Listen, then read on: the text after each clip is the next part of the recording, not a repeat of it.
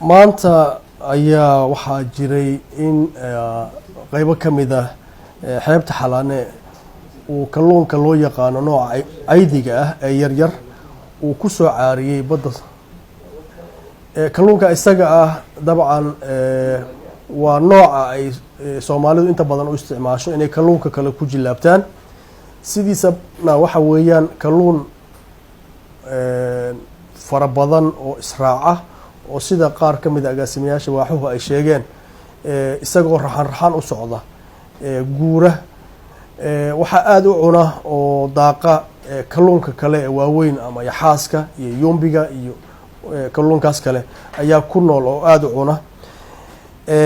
kalluun marka xaddigiisu ilaa xad yahay ayaa soo galay oo xeebta ku soo caariyay Xalane. waan tagnay halkaas si aan ogaano sababaha kala duwan arintaa keentay. sidoo kale waxaan ku soo sameynay sahan la xiriira in meesha uu ku soo caariyay ay jiraan meelo kale oo kalluun ku soo caariyay. waraysiyo kala duwan iyo warbixino kala duwan oo aan ka helnay meelo kala duwan waxay noo sheegeen inaysan arkin kalluun soo caariyay. hase ahaatee markii aan tagnay xeebta Xalane waxaan soo aragnay kalluunka yaryarka ee caydiga ee noocaasa oo ku soo caariyay badda ilaa 100 tilaabo ku dhawaad meel ah. sababta keentay arinta iyada ah oo ay wasaaraddu rabto inay jawaab ka bixiso waxaa ihtimaal ah oo suuragal ah waxyaabahan soo socda. kalluunkan oo sida hore loo sheegay ah nooc raxan u socda oo israaca isla markaana baddeena aada uga buuxa xeebahana ku dhow mararka qaar ayaa waxaa suuragal ah inuu cuno waxyaabaha loo yaqaano xayaabada oo ah xayaabada oo ku maran geedaha iyo jabalada markaasna ay noqoto wax uu ku jirado sidaa daraaddeedna ay sababto inuu kalluunka dhinto. sidoo kale tirada xajmigiisa uu isu raaco oo aada u fara badan waxaa laga yaabaa inuu kalluunku isbuurto. marka uu isbuurto kadibna qaybaha gudaha ku jira ay waayaan oxygentii ay u baahnaan iyo hawadii saas daraaddeedna xaddi ka badan oo isaga ka mid ah uu hawo waayo isla markaana sidaa uu dhinto. goobta aan tagnay waxa weeyaan bacaad xeebeed baa ka sokeeya gadaal dambana waxaa jira jabalo aada u fara badan. marka waxaa suuragal ah iyada naftirkeeda maadaama goobta aan ku aragnay oo kalluunka ku soo caariyay ee ku dhintay ay qeybtaa keliya tahay Xalane waxaa suuragal ah iyadana oo dhici karta in mawjadaha baddu ay hal mar soo tuureen qaybo ka mid ah saa daraaddeedna qaybtaas ay bannaanka u soo baxday. waxaa kaloo jiri kara tusaale ahaan kalluunka soo baxay waa noocan oo keliya waa nooca afka qalaad sadineelaha lagu yiraahdo Soomaaliduna ay u taqaano caydiga oo ay maqaalinta geliyaan huuga ay geliyaan si ay kalluunka kale ugu dabaan. marka waxaa suuragal ah sababaha keeni karta aada looma garanayo laakiin kalluunkan lama dhihi karo waa sumoobay baddaa sumaysan lama dhihi karo. sababtuna waxay tahay noocan keliya weeyaan. hadday sun ahaan lahayd waxaa la arki lahaa nooc kale oo kalluun ka mid ah oo isna halkaa ku dhinta oo soo baxa waa la arki lahaa. waxaa kaloo dhici lahayd in goobo badan oo xeebaha ka mid ah uu ka soo bixi lahaa iyadana sidaasoo kale uga soo caarin lahaa sababtoo ah badda biyaheedu ma kala xirna xuduudna ma kala lahaan. marka goobo kale oo ka baxsan xeebta Xalane iyadana inuu ku soo caariyo ayaa suuragal ahaan lahayd. sidaa daraaddeed waxaan sameynay si aanu baaritaan dheeraada ugu sameyno waxaan soo qaadnay saambalo ka mid ayaan soo qaadnay. saambaladaa iyaga ah aan rabno hadda inaan baaritaan ku sameyno sababta keentay kalluunkan inuu maxaa la yidhaha soo caariyo. insha allahu tacala waxaan rabnaa inaan shaybaar marino aanu isku dayno in sababta rasmiga ah aanu helno haddii aan la yidhaahdo. waxaan rajaynayaa marka ummadda Soomaaliyeed inaan u sheego in wasaaradda kalluumaysiga kheyraadka badda Soomaaliya ay wado baxthigii ugu ballaaraa ee ku saabsanaa maxaa la yidhaahdaa marine resourceska Soomaaliya islamarkaana la rabo haddii alla yidhahdo aan gaari doono in kalluunka badda ku jira aanu leenahay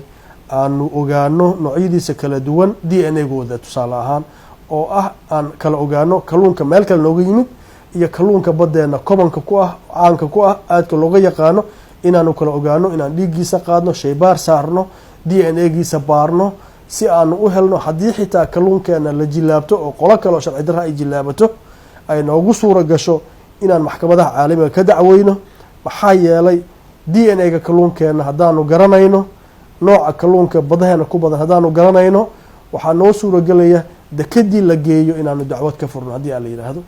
aad iyo aad baa umahadsantihiin inahaas baan rabay inaan tvga qaranka ano mar kale u mahad celinayo la wadaago aad baa umahadsantihiin agaasime taabad ka bixin dabcan wasaaraddu way ka jawaabtay waxaanu jeclaan lahayn qodobadii wasaaraddu ay soo saartay inaad mid noogu afrido sababaha keeni kara in kalluunkani soo caariyo waxaa ka mid a kalluunka oo si raxan isu raaca sida ayaxa oo kale isla markaana baddeena aada ugu badan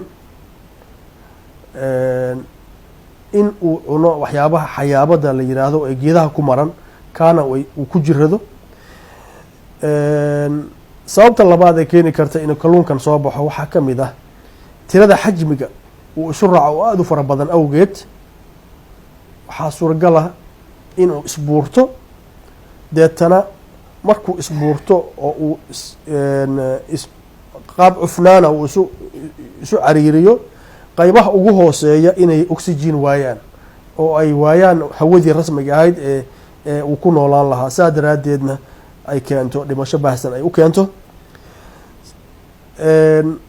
goobta uu kusoo caariyey oo markii aan sahanka samaynayna aanu aragnay inay tahay goob kooban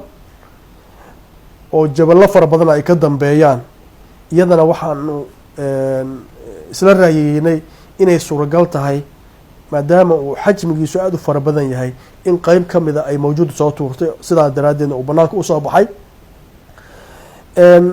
qodobka afraad wuxuu noqonayaa kalluunka soo baxay waa hal nooc haddii marka sun iyo waxyaabo la xiriira chemical ay jiri lahaayeen kalluunku hal nooc ma ahadeene waxaa ku dhex jiri lahaa noocyo kale ama nooca waaweyn kalluunka noocyadiisa kala duwan jeedarka iyo yombiga iyo waxyaabo kale ayaa ku jiri lahaa oo iyaguna xeebta usoo bixi lahaa laakiin kalluunku waa hal nooc saan idiin sheegay waa nooca yarka caydiga la yidhaahdo ayaa soo baxay sidaa daraaddeedna lama oran karo inkastoo xaqiijin dheeraad ay u baahan tahay lama oran karo waxa wuu sumoobay oo baddaa biyaheedaa sumaysan lama oran karo inaha ayaa ugu badan waxyaabaha aanu ilaa hadda isleenahay sidan hore idinku sheegayna sambalkan waxaan usoo qaadnay inaan daraaso dheer ka samayno oo aanu baaro sababta rasmiga ah ee keentay in kalluunkaas soo caariyo aada ba umahadsantihi agaasime wasaaradda kalluumaysiga iyo kheyraadka badda dabcan waa wasaaraddii jamhuuriyadda federaalka soomaaliya ee kalluunkana iyo kheyraadka baddana iyadaa mas-uuliyaddaale xeebtan xalane aad tagteen mooyaane ma la xidhiidheen dee soomaaliya xeeb dheer bay leedahay maamulaha ka jira xitaa gobolka banaadir intuu ku fadhiya ayaa aada u badan ma samayseen baadhis kale oo ku saabsan inaad la xidhiidhaan xeebaha soomaaliya markaanu tagnay meesha kadib waxaan samaynay xiriiro kala duwan oo aan gobolada xeebaha la samaynay qeybo badan oo kamid ayaan la xiriirnay ilaa badda cas ilaa badweynta hindiya xeebaha magaalooyinka ku teedsan iskaashatooyinka kalluumaysatada ee halkaa jooga intaba waanu la xiriirinay mas-uuliyiintooda iyo kalluumaysatada intaba xiriir baanu la sameynay meelo kala duwan qeybaha gaar ah oo magaalada xamar ku teedsanna innaga ayaa qaar ka mida tagnay ma aynaan marka laga reebo xalane xeebta xalane marka laga reebo meel kale oo kalluunkaasi kusoo caariyey ma ay jirto